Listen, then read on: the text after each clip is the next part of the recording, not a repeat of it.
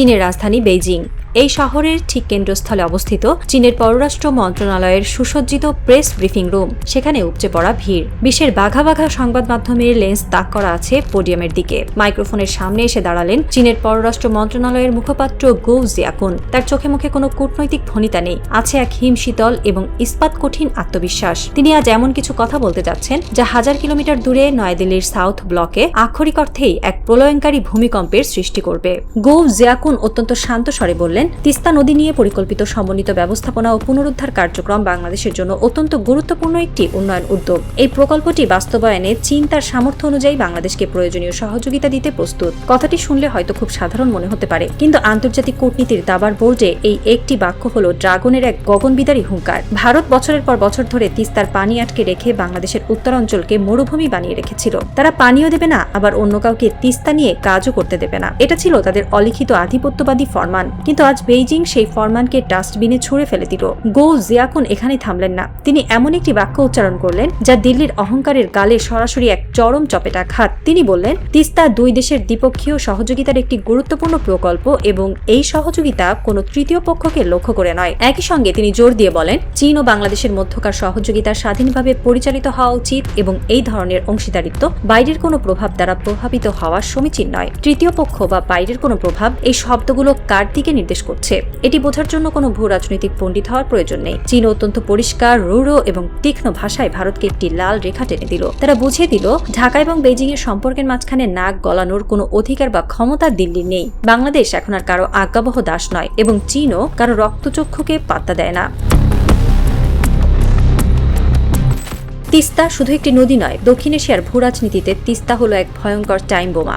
গত কয়েক দশক ধরে ভারত গজলডোবা ব্যারেজের মাধ্যমে পানি আটকে রেখে বাংলাদেশের উত্তরবঙ্গকে বিরানভূমিতে পরিণত করার এক অমানবিক খেলা খেলছিল। বর্ষায় গেট খুলে দিয়ে ভাসিয়ে দেওয়া আর খরায় পানি আটকে শুকিয়ে মারা, এটাই ছিল তাদের ব্ল্যাকমেইলের প্রধান হাতিয়ার। বিশেষ করে পশ্চিমবঙ্গের আপত্তির অজুহাত দেখিয়ে বছরের পর বছর ধরে বাংলাদেশ ভারত তিস্তা পানি বন্টন চুক্তিকে হিমঘরে ফেলে রাখা হয়েছিল। কিন্তু আজ পরিস্থিতি সম্পূর্ণ উল্টে গেছে। প্রধানমন্ত্রী তারেক রহমানের 25 ও 26 জুনের চীন সফর এই তিস্তা প্রকল্পকে এক নতুন জীবন দিয়েছে। বেইজিং সফরকালে তিনি চীনের প্রধানমন্ত্রী লি কিয়াং এবং প্রেসিডেন্ট শি জিনপিং এর সঙ্গে রুদ্ধতার বৈঠক করেন। আলোচনার পর প্রকাশিত যৌথ ঘোষণাপত্রে তিস্তা প্রকল্পের সহযোগিতার প্রতিশ্রুতি অত্যন্ত দৃঢ়ভাবে পুনর্ব্যক্ত করা হয়েছে। ভারত কেন তিস্তা প্রজেক্ট নিয়ে এত আতঙ্কিত? কারণ তিস্তা নদী অববাহিকার ঠিক নাকের ডগায় অবস্থিত ভারতের সেই বিখ্যাত শিলিগুড়ি করিডোর বা চিকেন স্নেক। মাত্র 22 কিলোমিটার চওড়া এই সরু ভূখণ্ড ভারতের মূল ভূখণ্ডের সঙ্গে তাদের উত্তর পূর্বাঞ্চলীয় 7টি রাজ্যকে আটকে রেখেছে। তিস্তা প্রজেক্টের নামে চীনের অত্যাধুনিক যন্ত্রপাতি, রাডার এবং প্রকৌশলীরা যখন এই শিলিগুড়ি করিডোরের একদম গা ঘেঁষে অবস্থান নেবে, তখন ভারতের সামরিক মুভমেন্টের আর কোনো গোপনীয়তাই থাকবে না। যে কোনো সামরিক উত্তেজনার মুহূর্তে করিডোরের নিয়ন্ত্রণ হাতছাড়া হওয়া মানে ভারতের মানচিত্র থেকে 7টি রাজ্য এক নিমিষে বিচ্ছিন্ন হয়ে যাওয়া। ভারত এতদিন পানি আটকে রেখে যে দাদাগিরি করত, আজ সেই তিস্তার বুকেই ভারতের অস্তিত্বের সবচেয়ে বড় সংকট তৈরি হয়েছে। তারেক রহমান অত্যন্ত সুচারুভাবে ভারতের সবচেয়ে দুর্বল এবং অরক্ষিত জায়গায় এই মোক্ষম আঘাতটি এনেছেন। তিস্তা প্রকল্পের বাইরেও ঢাকা এবং বেইজিং এর মধ্যে যে চুক্তিগুলো স্বাক্ষরিত হয়েছে তা বাংলাদেশের পানি সম্পদ ব্যবস্থাপনার পুরো চিত্রটাই বদলে দিতে পারে। দুই দেশ সমন্বিত পানি সম্পদ ব্যবস্থাপনা, নদী পরিকল্পনা, জলবায়ু ও বন্যা পূর্বাভাস, দুর্যোগ প্রশমন এবং নদী ড্রেজিং এর সহযোগিতা বাড়াতে সম্মত হয়েছে। নদীমাতৃক বাংলাদেশের জন্য এটি এক বিশাল লাইফলাইন। ভারত যখন ইচ্ছা তখন ড্যামের গেট খুলে দিয়ে বাংলাদেশকে ডুবিয়ে দেয়, আর বাংলাদেশ আগে থেকে কোনো পূর্বাভাসও পায় না। চীনের অত্যাধুনিক স্যাটেলাইট এবং বন্যা পূর্বাভাস প্রযুক্তি যদি বাংলাদেশের হাতে আসে, তবে ভারতের এই কৃত্রিম বন্যার ফাঁদ আর কাজ করবে না। বিশেষজ্ঞদের মতে এই ধরনের সহযোগিতা ভবিষ্যতে বিশাল মেঘনা অববাহিকা ব্যবস্থাপনা এবং বাংলাদেশের বন্যা নিয়ন্ত্রণেও এক জাদুকরী ইতিবাচক ভূমিকা রাখতে পারে। বৈঠকে প্রেসিডেন্ট শি জিনপিং বাংলাদেশকে চীনের বিশ্বস্ত বন্ধু হিসেবে অভিহিত করেন এবং উন্নয়ন পরিকল্পনা বাস্তবায়নের সহযোগিতা অব্যাহত রাখার সুস্পষ্ট প্রতিশ্রুতি দেন। এটি কোনো সাধারণ কূটনৈতিক বাক্য নয়। যখন বিশ্বের দ্বিতীয় বৃহত্তম পরাশক্তি আপনাকে বিশ্বস্ত বন্ধু বলে স্বীকৃতি দেয়, তখন বুঝতে হবে আন্তর্জাতিক অঙ্গনে আপনার মেরুদণ্ড কতটা শক্ত হয়েছে। জবাবে প্রধানমন্ত্রী তারেক রহমানও এক চীন নীতির প্রতি বাংলাদেশের অটল সমর্থন পুনর্ব্যক্ত করেন। যৌথ ঘোষণাপত্রে তাইওয়ানকে গণপ্রজাতন্ত্রী চীনের অবিচ্ছেদ্য অংশ হিসেবে বাংলাদেশের অবস্থান পুনরায় উল্লেখ করা হয়। বাংলাদেশ প্রমাণ করল তারা পশ্চিমাদের প্রোপাগান্ডায় পা না দিয়ে নিজেদের জাতীয় স্বার্থকেই সর্বোচ্চ অগ্রাধিকার দিচ্ছে।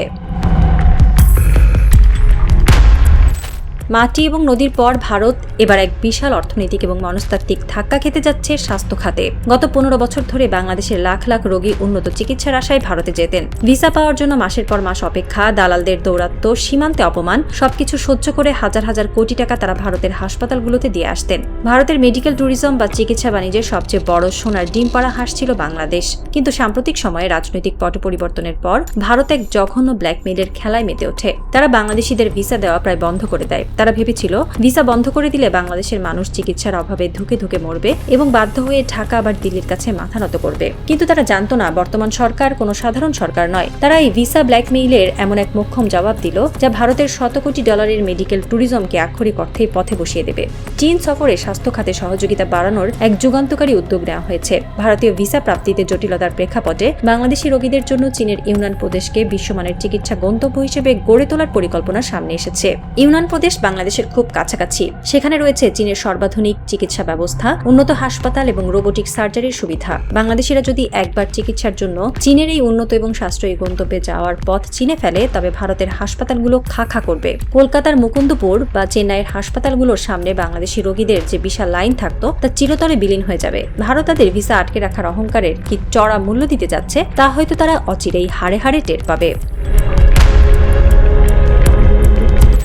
সাউথ ব্লকের বিনিদ্র রজনী শুধু তিস্তা বা চিকিৎসাতেই সীমাবদ্ধ নেই। তাদের সবচেয়ে বড় হার্ট অ্যাটাকের কারণ হল বঙ্গোপসাগরের নীল জলরাশি।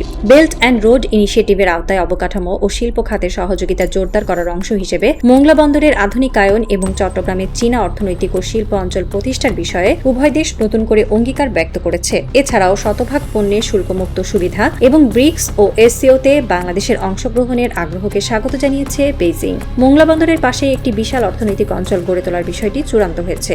এই জমিটি আগে ভারতের জন্য বরাদ্দ ছিল, কিন্তু ভারত 10 বছরে সেখানে একটি ইটও গাঁথতে পারেনি। বাংলাদেশ অত্যন্ত শক্ত হাতে ভারতের সেই বাতিল হওয়া জমিটি চীনের হাতে তুলে দিয়েছে। এর মানে কি?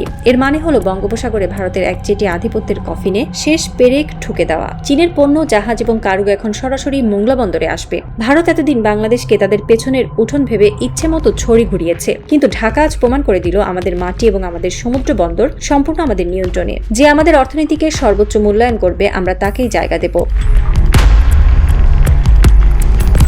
এই ঐতিহাসিক সফরে রোহিঙ্গা সংকট নিয়েও দুই দেশের শীর্ষ নেতৃত্বের মধ্যে অত্যন্ত সংবেদনশীল আলোচনা হয়েছে। মিয়ানমারের সামরিক জান্তা এবং আরাকান আর্মির সাথে চীনের অত্যন্ত গভীর সম্পর্ক রয়েছে। বাংলাদেশ খুব ভালো করেই জানে রোহিঙ্গা প্রত্যাবর্ষণের চাবি একমাত্র বেইজিং এর হাতেই আছে। পশ্চিমা বিশ্ব যতই মায়াকান্না কাঁদুক না কেন, কাজের কাজ কিছুই হবে না যতক্ষণ না চীন এই বিষয়ে সবুজ সংকেত দেয়। বাংলাদেশে মিয়ানমারের বাস্তুচ্যুত জনগোষ্ঠীকে আশ্রয় দেওয়ার জন্য বেইজিং অত্যন্ত খোলাখুলিভাবে ঢাকার প্রশংসা করেছে। একই সঙ্গে মিয়ানমারের সঙ্গে আলোচনার মাধ্যমে তাদের প্রত্যাবর্ষণ প্রক্রিয়া এগিয়ে নেওয়ার উপর চীন সমর্থন জানিয়েছে। তবে এখানে একটি অত্যন্ত সূক্ষ্ম এবং আকর্ষণীয় কূটনৈতিক শব্দচয়ন লক্ষ্য করা গেছে। যৌথ ঘোষণাপত্রে কূটনৈতিক সংবেদনশীলতার কারণে সরাসরি রোহিঙ্গা শব্দ ব্যবহার না করে তাদের মিয়ানমারের রাখাইন রাজ্য থেকে জোরপূর্বক বাস্তুচ্যুত মানুষ হিসেবে উল্লেখ করা হয়েছে। আন্তর্জাতিক কূটনীতিতে এটি একটি মাস্টার ক্লাস। মিয়ানমারের সাথে চীনের যে কৌশলগত সম্পর্ক রয়েছে তাকে সম্মান জানিয়ে আবার বাংলাদেশের মূল দাবিটিকেও নথিবদ্ধ করা হয়েছে। গ্রেট হল অফ দ্য পিপলের বাইরে পাহারায় থাকা লাল ফিতাধারী প্রহরীরা হয়তো জানেন না ভেতরের ওই সুরক্ষিত কক্ষে আজ রাতে যে চুক্তিগুলো সই হলো তা দক্ষিণ এশিয়ার আগামী 50 বছরের ইতিহাস নতুন করে লিখছে। অন্যদিকে 1000 কিলোমিটার দূরে নয়াদিল্লির সাউথ ব্লকে আজ হয়তো কারো চোখে ঘুম নেই। তাদের গোয়েন্দারা হয়তো পাগলের মতো চেষ্টা করছে ঢাকা এবং বেজিং এর এই মেগা চুক্তিগুলোর ভেতরের খবর আনার জন্য। তারা বুঝতে পারছে তাদের সেই আজ্ঞাবহ পুতুল এখন আর তাদের কথায় ওঠে বসে না। সে এখন নিজের শর্তে বিশ্বমঞ্চে দাবার চাল দিচ্ছে। সাউথ ব্লক হয়তো ভাবছিল তারা পুশ ইন করে পানি আটকে বা ভিসা বন্ধ করে ঢাকাকে ভয় দেখাবে, কিন্তু বেইজিং এর রেড কার্পেটে পা রেখে ঢাকা এবার প্রমাণ করে দিল আমাদের ভয় দেখানোর দিন শেষ।